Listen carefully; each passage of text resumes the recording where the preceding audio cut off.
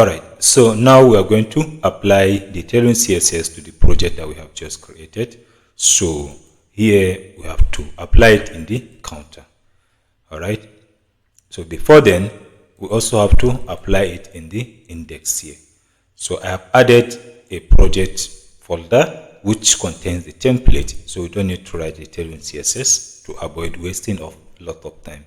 Alright, so for the home, this is what you are expected to have. Alright, so this is the home index here.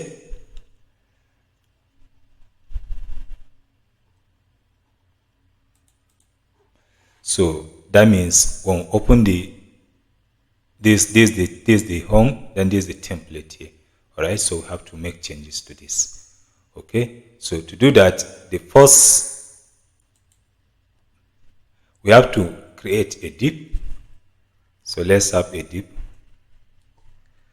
So you can see here, you can just copy this first div. So let me do it this way.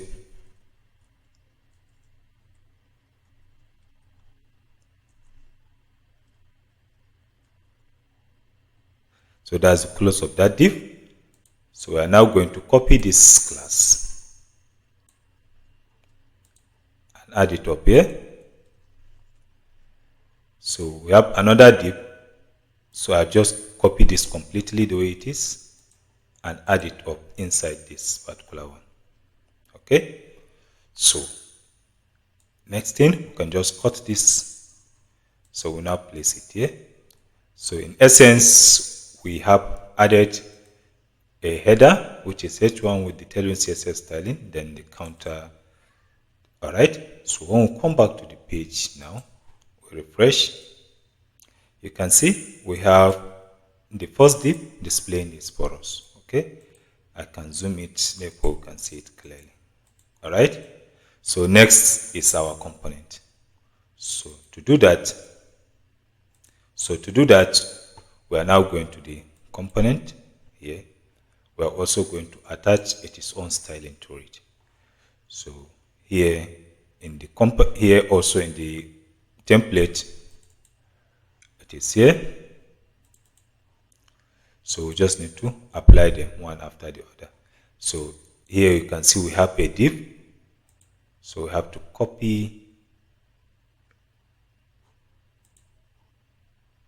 this particular div. We have to apply its own styling.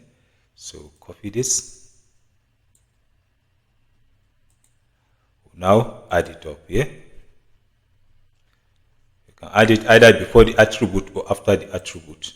Then the h1 also, that is the header, we are also going to copy this and add it up. Alright. So this is done.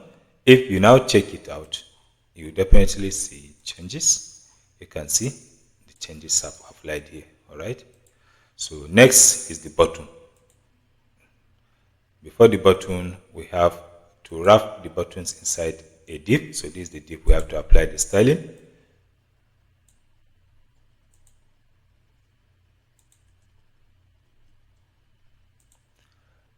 Also, the button have a styling. That's the increment button, have its styling, which is different from the decrement. So this is the styling for this. Then the decrement, which is going to be this styling. All right. So that's all. When we go back now, we'll refresh the page.